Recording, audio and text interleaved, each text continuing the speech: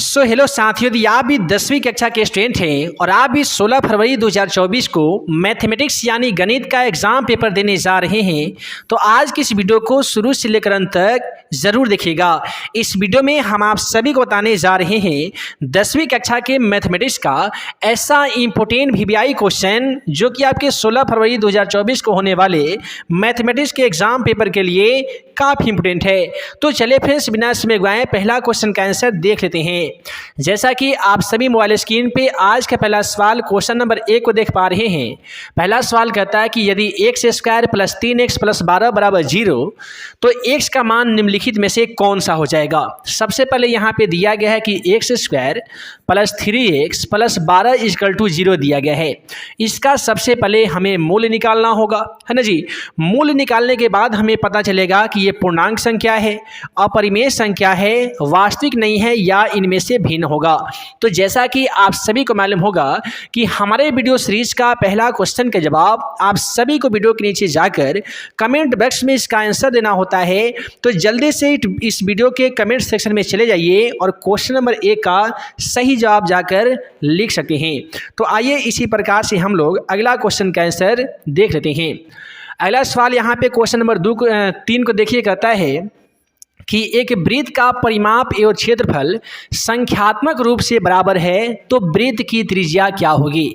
यहाँ पे दोस्तों बात किया गया है परिमाप की और क्षेत्रफल की। तो परिमाप को ही हम लोग परिधि कहते हैं और वृत्त का जो परिधि का जो फॉर्मूला है दोस्तों वो 2πr होता है ना जी। अब वृत्त का हमें त्रिज्या ज्ञात करना है और इसका क्षेत्रफल भी बराबर करना है, तो वृत्त का क्षेत्रफल πr² होता है। अब हम क्या करेंगे कि r से एक r यहाँ पे कट जाएगा तो यहाँ पे केवल बचेगा दोस्तों r, और यहाँ पे ध्यान दीजिएगा तो पाई से पाई भी कट जाएगा और यहाँ पे बचेगा केवल 2। तो इससे हमें ये पता चल रहा है कि जब भी हम दो वृत्त के परिमाप और क्षेत्रफल को संख्यात्मक रूप से बराबर करेंगे तो हमेशा इसका आंसर 2 मात्रक होगा। यदि ऑप्शन से चलेंगे तो ऑप्शन ए में हमारा 2 मात्रक दिया जा चुका है, अतः क्वेश्चन का बिल्कुल सही जवाब 2 मात्रक होगा। आइए अगला सवाल क्वेश्चन 4 की ओर बढ़ते हैं। क्वेश्चन 4 का कहता है कि 2, 3, 4, 5, 6 की माध्यिका क्या होगी। दोस्तों माध्यिका को ज्ञात करने के लिए सबसे पहले संख्याओं को हम लोग बढ़ते क्रम में सजा देते हैं। संख्या यहाँ पे 2, 3, 4, 5, 6 दिया गया है तो सबसे पहले बढ़ते क्रम में सजाएंगे सबसे छोटा वाला, उससे बड़ा यहाँ पे 3 है, 3 के बाद 4 है, 5 है और 6 है। माध्यिका को वही कहते हैं हम लोग माध्यक यानी मीडियम कहते हैं। और देखिए इसको निकालने का आसान तरीका कि इधर से एक जोड़ा लगा देंगे और इधर से भी हम लोग एक जोड़ा लगा देंगे, तो बीच में जो हमारा संख्या बचेगा यही होगा माध्यक का मान, अर्थात क्वेश्चन का जो सही जवाब होने वाला है वो 4 होने वाला है। अब आइए अगला सवाल को देख लेते हैं। अगला सवाल क्या कहता है कि वृत्त की सबसे बड़ी जीवा क्या कहलाती है। दोस्तों ध्यान दीजिएगा, इस प्रकार से एक वृत्त होते हैं, ठीक है, इस प्रकार से वृत्त होते हैं। तो जहाँ से वृत्त बनाया जाता है इस बिंदु को हम लोग क्या कहते हैं, केंद्र कहते हैं। ध्यान दीजिएगा, इस बिंदु को हम लोग केंद्र कहते हैं। और इस बिंदु से एक रेखा यदि कहीं पे जाकर मिला दिया जाए तो इस रेखा को हम लोग क्या कहते हैं जी, तो इसे ही हम लोग त्रिज्या कहते हैं। यदि इसी रेखा को हम लोग बीचों बीच मिला देंगे तो ये रेखा अब त्रिज्या ना रहकर यह दोस्तों व्यास हो जाएगा। यदि व्यास के ही जैसा वृत्त के आधे भागों से एक रेखा गुजार दिया जाए तो इस रेखा को हम लोग जीवा कहते हैं। क्या कहते हैं जी, जीवा कहते हैं। मान लेते हैं कि वृत्त का एक व्यास हो गया और एक यहाँ से यदि त्रिज्या मिला देते हैं तो बीच में एक कोण बनेगा और इसे ही हम लोग कहते हैं त्रिज्या खंड का कोण। क्या कहते हैं जी, त्रिज्या खंड का कोण कहते हैं। अब मैट्रिक एग्जाम पेपर में यहीं से सवाल पूछता है कि वृत्त की सबसे बड़ी जीवा क्या कहलाती है। तो आप सभी को मालूम होगा कि ये तो वृत्त की जीवा है, तो सबसे बड़ी जीवा को हम लोग इसे क्या कहते हैं, व्यास कहते हैं, है ना जी। तो क्वेश्चन का सही जवाब यहाँ पे व्यास हो जाता है। वृत्त की सबसे बड़ी जीवा क्या कहलाती है, तो व्यास कहलाती है। अब आइए अगला सवाल को देख लेते हैं। अगला सवाल कहता है कि x अक्ष पर निर्देशांक होते हैं। याद रखिएगा, x अक्ष पर किसी बिंदु के निर्देशांक x, 0 होते हैं और y अक्ष पे y, 0 ना होकर ये 0, y हो जाते हैं। एक्स अक्ष से किसी बिंदु की दूरी को हम लोग भुज कहते हैं और वाई अक्ष से किसी भी बिंदु को हम लोग क्या कहते हैं जी, कोटि कहते हैं। मूल बिंदु के बारे में भी सवाल पूछे जाते हैं तो याद रखिएगा, मूल बिंदु का निर्देशांक 0,0 होता है और इसका जो बनाने का फॉर्मूला होता है वह होता है दोस्तों √x² प्लस y² होती हैं। यहाँ पे दिया गया x,0, यही हमारा क्वेश्चन का सही जवाब होगा। मूल बिंदु का निर्देशांक पूछता तो 0,0 हो जाता और यदि पूछता y अक्ष से किसी बिंदु के निर्देशांक तो ये हो जाता 0,y। उसके बाद में आइए अगला सवाल को देख लेते हैं। अगला सवाल काफ़ी ही इंपॉर्टेंट है, कहता है कि 2 sin 58 डिग्री बटा cos 32 डिग्री का मान क्या होगा। यहाँ पे 2 sin 58 डिग्री दिया गया है तो हम लिखेंगे 2 sin इंटू 90 में से यदि हम 58 घटा देंगे जी तो ये 32 हो जाएगा। नीचे है cos 32 तो सेम टू सेम लिखेंगे, cos 32 का cos 32 है ना जी। अब देखिए 2 का हम 2 लिखें, साइन बदल के किस में हो जाता है तो ये cos में बदलता है, 32 डिग्री को 32 डिग्री लिखेंगे। उसके बाद में यहाँ पे दिया गया है cos 32 तो यहाँ पे भी हम लोग लिखेंगे cos 32। अब ध्यान दीजिएगा, cos 32 से cos 32 एक मर्तबे कट जाएगा अर्थात 2 गुने 1 बराबर कितना होगा तो 2 आंसर होगा। यदि हम ऑप्शन में चलेंगे तो ऑप्शन ए में 1/2 दिया गया है, 1/2 ये बिल्कुल गलत हो जाएगा। यदि ऑप्शन डी को ध्यानपूर्वक देखें तो यहाँ पे 2 दिया जा चुका है अतः क्वेश्चन का बिल्कुल सही जवाब यहाँ पे 2 हो जाएगा। अब आइए अगला सवाल की ओर बढ़ते हैं। अगला सवाल क्या कहता है कि किसी घटना की प्रायिकताओं का योग क्या होता है, जोड़ क्या होता है।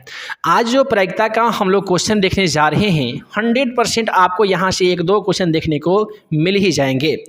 देखिए प्रायिकता का जो अधिकतम मान होता है वो 1 होता है और अधिकतम प्रायिकता का मान 1 होने के साथ साथ प्रायिकता के सभी घटनाओं का जो योग होता है ये भी 1 होता है। यदि आपसे पूछा जाए कि निश्चित घटना की प्रायिकता का मान कितना होता है तो भी एक आंसर होगा। इसी क्वेश्चन में बदल कर पूछ लिया जाए कि असंभव घटना की प्रायिकता का मान कितना होता है दोस्तों तो ये 0 हो जाता है। और किस घटना की प्रायिकता नहीं हो सकती है तो आसान शब्दों में याद रखिएगा कि कोई भी ऐसा ऑप्शन जिसका मान 1 से अधिक हो तो सभी के सभी घटना की प्रायिकता नहीं हो सकती है। एग्जाम्पल के तौर पर -1 कभी भी घटना की प्रायिकता नहीं हो सकता है, 2 कभी भी घटना की प्रायिकता का मान नहीं हो सकता है और यहाँ पे 0 जब होगा तो असंभव घटना की प्रायिकता का मान देगा और जो 1 दिया गया है यही आपके क्वेश्चन का सही जवाब होगा। अधिकतम प्रायिकता के जो मान होते हैं वो 1 होते हैं। अब आइए अगला सवाल की ओर बढ़ते हैं। अगला सवाल यहाँ पे क्या कहता है कि एक रैखिक समीकरण का व्यापक रूप क्या होता है। हमें बताना होगा कि एक रैखिक समीकरण का जो व्यापक रूप होता है वो क्या होता है। जैसा कि आप सभी को मालूम होगा कि रैखिक समीकरण का जो व्यापक रूप होता है वो ax + b = 0 होता है। इसमें घातों की संख्या 1 होती है। यही सवाल यदि पूछ लिया जाता कि द्विघात बहुपद के समीकरण का व्यापक रूप क्या होता है तो वहाँ पे यही इसका आंसर होता कि ax² प्लस में होता bx + c = 0 और इसमें दोस्तों घातों की संख्या 2 होती है, ये भी याद रखिएगा।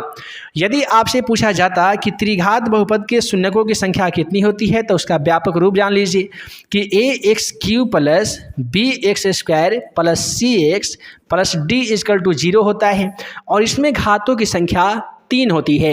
अब ये जो रैखिक समीकरण में जो शून्यक होते हैं वो एक ही शून्यक होते हैं जिसे हम लोग x कहते हैं। द्विघात बहुपद में 2 शून्यक होते हैं जिसे हम लोग अल्फा × बीटा कहते हैं अर्थात अल्फा बीटा कहते हैं। त्रिघात बहुपद में होते हैं शून्यकों की संख्या 3, इसमें होते हैं अल्फा, बीटा और गामा होते हैं। तो इस प्रकार से आप आसानी तरीके से कह सकते हैं कि 2 चर रैखिक समीकरण का जो व्यापक रूप होगा वो ax + b = 0 हो जाएगा। अब आइए अगला सवाल को देख लेते हैं। अगला सवाल भी काफ़ी इंपॉर्टेंट है और ये त्रिकोणमिति से लिया गया है कि यदि √3 cosec थीटा = 2 हो तो थीटा का मान क्या होगा। यदि हम लिख देते हैं कि sec थीटा = 2 तो √3 यहाँ पे गुना में देख पा रहे होंगे तो ये आपका भाग में हो जाएगा। अब आप ही बताइए कि सेक में 2/√3 कितने डिग्री के मान होते हैं तो आपका एक ही जवाब आएगा कि सर ये 0 डिग्री तो होगा नहीं, 45 में तो ये √2 होता है। तो पहला और दूसरा तो हमारा ऐसे ही गलती हो जाएगा। अब यहाँ पे बारी आया 30 का, तो जो सेक में 60 डिग्री का मान होते हैं वही होते हैं कोसेक में 30 डिग्री का मान। तो जब सेक की बात करेंगे तो राइट आंसर जाएगा ऑप्शन डी के साथ अर्थात 60 डिग्री हो जाएगा। अब आइए अगला सवाल की ओर बढ़ते हैं। अगला सवाल क्या कहता है कि 0.3 पे रेक्रीन अर्थात बार दिया गया है का परिमेय रूप में लघुत्तम रूप क्या होगा। अब यहाँ पे 0.3 पे रेक्रीन दिया हुआ है तो हम सीधे यहाँ पे 3 और इसके बाद क्या करेंगे कि दशमलव के बाद एक संख्या पे बार दिया गया है तो एक नीचे 9 लिख देंगे। और देखिए 3/9 भी आपको ऑप्शन में कहीं ना कहीं देखने को मिल ही सकता है, जो कि बिल्कुल गलत हो जाएगा, है ना जी। कितने स्टूडेंट क्या करते हैं कि ये 3/10 क्या करते हैं कि 3 को 3 दशमलव के बाद एक संख्या है तो 10 लगा देते हैं और ऐसे में उनका जो आंसर है वो गलत हो जाता है। सही आंसर की बात करें तो 3 एकम 3, 3 तिहाई 9 अर्थात 1/3 होते हैं। अब आइए अगला सवाल की ओर बढ़ते हैं। अगला सवाल क्या कहता है कि 3 + 2√3 एक प्रकार की कौन सी संख्या है। ध्यान से देखिएगा तो 3 यहाँ पे आपको परिमेय संख्या देखने को मिलेगा, 2√3 एक अपरिमेय संख्या होती है और परिमेय संख्या अपरिमेय संख्या का जो योगफल होता है अर्थात जोड़ जो होता है, जोड़ की बात करें, घटाव की बात करें या गुणनफल अर्थात भागफल की बात करें, ये सभी के सभी होते हैं अपरिमेय संख्या। तो हम कह सकते हैं कि 3 + 2√3 जो है यह एक अपरिमेय संख्या हो जाएंगे। अब आइए अगला सवाल की ओर बढ़ते हैं। अगला सवाल कहता है कि बहुपद x² + 5x - 6 का घात क्या होगा। यदि हम घात की बात करेंगे तो बहुत ही आसानी तरीके से घात यहाँ पे मिल जाता है। यहाँ पे दोस्तों दिया गया है x² + 5x - 6 दिया गया है। इसमें घातों की जो अधिकतम संख्या होगी वो 2 होगी और 2 को यदि ऑप्शन से चलेंगे तो यहाँ पे ऑप्शन डी में 2 दिया जा चुका है और द क्वेश्चन का जो राइट आंसर हो जाएगा वो ऑप्शन डी हो जाएगा। अब आइए अगला सवाल देखते हैं। अगला सवाल कहता है कि द्विघात समीकरण का मानक रूप क्या होता है। हम अभी आप सभी को बता रहे थे कि द्विघात समीकरण का मानक अर्थात व्यापक जो रूप होता है वह होता है ax², यहाँ पे तो माइनस है तो देखते ही काट देंगे, ax² + bx + c = 0 होता है और यही आपके क्वेश्चन का बिल्कुल सही जवाब हो जाएगा। अब आइए अगले क्वेश्चन को देखते हैं। अगला सवाल कहता है कि एपी का nवां पद जबकि पहला पद ए और सार्वंतर डी है तो nवां पद क्या हो जाएगा। देखिए एक यहाँ पे फार्मूला का यूज हम लोग करते हैं एपी ज्ञात करने के लिए, वह होता है a + n-1 गुने डी होता है। तो इसी फार्मूला को आपको ऑप्शन में खोज लेना है। तो a + n-1 गुने डी आपको यदि ध्यान से देख रहे होंगे तो ऑप्शन ए में दिख रहा है अतः क्वेश्चन का जो बिल्कुल सही जवाब होगा वो ऑप्शन ए हो जाएगा।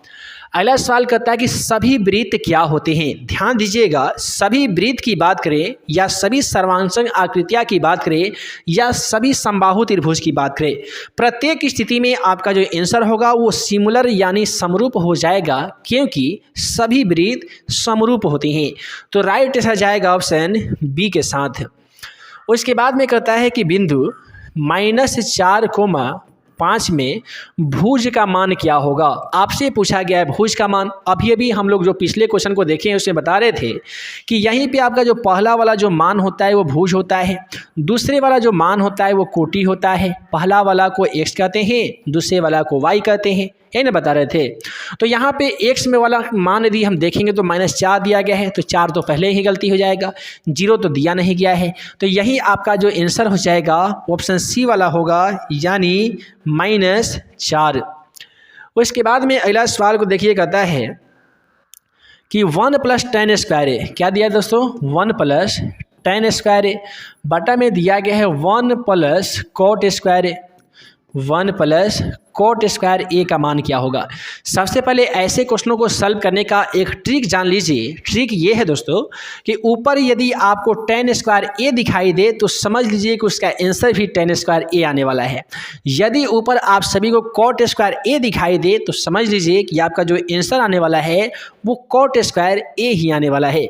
ऐसे बना भी सकते हैं आप कि 1 + tan² ए दिया गया है, इसे सेम टू सेम लिखेंगे। 1 + ये cot² का जो फार्मूला होता है 1/tan² ए होता है ना जी। अब देखिए, अब 1 + tan² ए को हम सेम टू सेम लिख रहे हैं। 1 + 1/tan² को यदि हम इसका 1 और tan² ए का एलसीएम लेते हैं तो कितना हो जाएगा tan² ए हो जाएगा।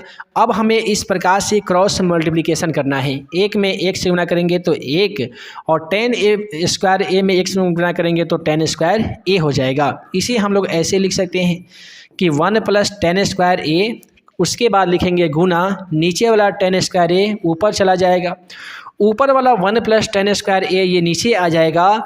इस प्रकार से जब हम दोनों कटा देंगे तो प्राप्त हमारा जो होगा वह होगा दोस्तों 10 स्क्वायर ए। तो इस प्रकार से सॉल्यूशन करने के बाद भी हमारा जो क्वेश्चन का आंसर आने वाला है वह होगा ऑप्शन डी 10 स्क्वायर ए।